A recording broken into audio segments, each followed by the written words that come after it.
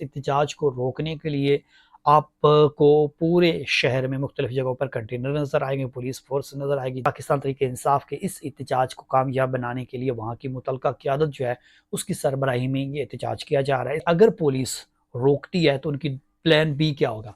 Plan B ये होगा जी कि पाकिस्तान तहरीक इंसाफ के जो दफातर हैं वहाँ पर लोग इकट्ठे नहीं होंगे, बल्कि दूसरे मकाम पर लोग इकट्ठे होंगे और वहाँ से फिर हाई स्ट्रीट के जो मुख्तलिफ रास्ते, दाखिली रास्ते और खारजी रास्ते हैं, वहाँ पर कंटेनर लगाकर रास्तों को बंद किया गया और पुलिस फोर्स जो है वो तैनात की गई। इसी तरह से मुल्तान के अंदर घंटा घर चौक जो है, वहाँ पर भी जो घंटा घर चौक को आने वाले रास्ते हैं, वहाँ पर कंटेनर लगाए गए और रास्तों को बंद कर दिया गया। अब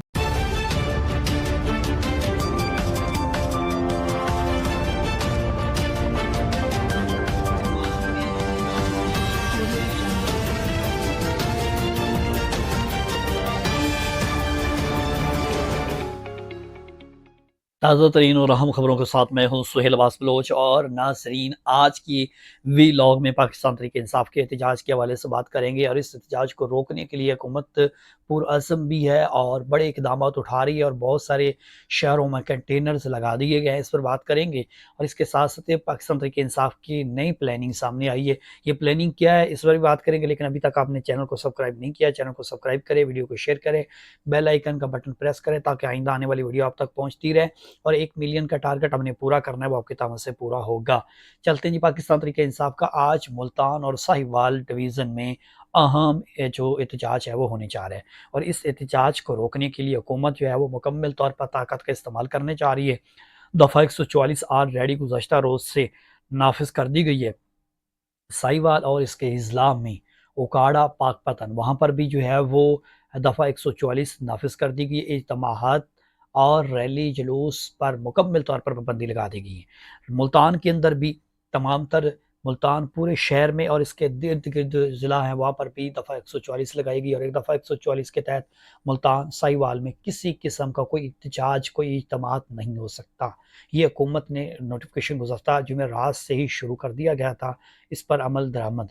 और इस वक्त सूरत क्या है, 2 बजे का वक्त दिया गया मुल्तान और साहिवाल में एहतजाज की कॉल का। और इस एहतजाज में जो पाकिस्तान तहरीक इंसाफ के अरकान हैं उनको कहा गया कि इसमें शमूलियत करें और पाकिस्तान के जो इस एहतजाज है तहरीक इंसाफ के, इसमें साहिवाल की आवाम और उनकी अजला की आवाम और इसके साथ साथ जो कि मुल्तान की डिवीज़न के लोग हैं वो इसमें शिरकत करेंगे। लेकिन इस एहतजाज को रोकने के लिए आपको पूरे शहर में मुख्तलिफ जगहों पर कंटेनर नज़र आएंगे, पुलिस फोर्स नज़र आएगी, दस्ते नज़र आएंगे।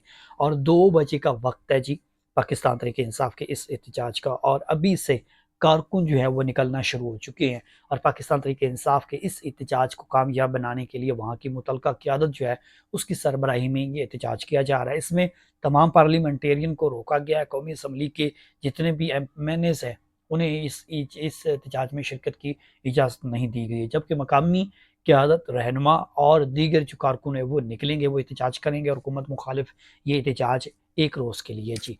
इसके बाद फिर दूसरे शहरों में भी होना है, लाहौर में भी होना है और फैसलाबाद में भी होना है। लेकिन आज का जो होने वाला एहतजाज है इसकी सूरत मुसलसल ये आ रही हैं इतलात कि वहाँ पर कारकुनों को निकालने के लिए क़यादत की जानिब से जो हिकमत अमली तय की गई थी उसके ज़रिए अगर पुलिस रोकती है तो उनकी प्लान बी क्या होगा? प्लान बी ये होगा जी कि पाकिस्तान तहरीक इंसाफ के जो दफातर हैं वहाँ पर लोग इकट्ठे नहीं होंगे, बल्कि दूसरे मकाम पर लोग इकट्ठे होंगे और वहाँ से फिर जिस तरह से घंटा घर चौक मुल्तान है वहाँ पर इकट्ठे होकर जाएंगे। और सही वाला मोर वाला चौक जो कि हाई स्ट्रीट रोड है वहाँ पर ये एहतजाज होने जा रहा है। हाई स्ट्रीट के जो मुख्तलिफ रास्ते, दाखिली रास्ते और खारजी रास्ते हैं, वहाँ पर कंटेनर लगाकर रास्तों को बंद किया गया और पुलिस फोर्स जो है वो तैनात की गई। इसी तरह से मुल्तान के अंदर घंटा घर चौक जो है वहाँ पर भी जो घंटा घर चौक को आने वाले रास्ते हैं वहाँ पर कंटेनर लगाए गए और रास्तों को बंद कर दिया गया। अब पाकिस्तान तहरीक इंसाफ के कारकुन सुबह 10 बजे से जो है वो रैलियों की शक्ल में इकट्ठे हो रहे थे और जब पुलिस को देखा तो फिर कुछ कारकुन जो वापस रवाना हो गए। अब फिर से कारकुन जो है वो दोबारा से 2 बजे का वक्त दिया गया जुमे के बाद। अब जुमे की नमाज जैसे ही होगी उसके बाद कारकुन जो है वो रैलियों की शक्ल में फिर अपने मुख्तलिफ मकामात पर पहुँच चुके हैं और पाकिस्तान तहरीक-ए-इंसाफ का ये एहतजाज इमरान खान की रिहाई, अदलिया के तहफ़्फ़ुज़ और महंगाई के खिलाफ है। अब लाहौर और डी चौक में भी एहतजाज की दोबारा से प्लानिंग शुरू कर दी गई है और अब का एहतजाज जो है वो लाहौर और डी चौक का जो है वो बड़ा अहम एहतजाज होगा। 18 अक्टूबर को कौमी असम्बली का इजलास बुलाने पर इत्तफ़ाक़ होने हो किया गया है और 18 अक्टूबर को आईनी तरमीम पेश करने के हवाले से मुशावरत जारी है। अब ये 18 अक्टूबर को पेश होती नहीं होती, मौलाना फजलुर रहमान ऑलरेडी इस पर हुकूमत को इनकार कर चुके हैं, लेकिन हुकूमत की जानिब से फिर उनसे जो है वो इस्तदा की जा रही है, गुजारिश की जा रही है कि आईनी तरमीम का हिस्सा बने, लेकिन मौलाना फजलुर रहमान उनके हाथ में नहीं आ रहा है। अब ये कुछ चीज़ें ऐसी हैं कि जो डी सीट हो गए थे पाकिस्तान मुस्लिम लीग नून के लोग, उनको भी इस्लामाबाद पहुँचने की हिदायत की गई है। हो सकता है कि डी सीट होने वालों को जो पाकिस्तान तहरीक-ए-इंसाफ की सीटें पीपल्स पार्टी, नून लीग और दीगर जमातों को दी गई थी, वो वापस फिर इलेक्शन कमीशन जो है वो उनको दे दें।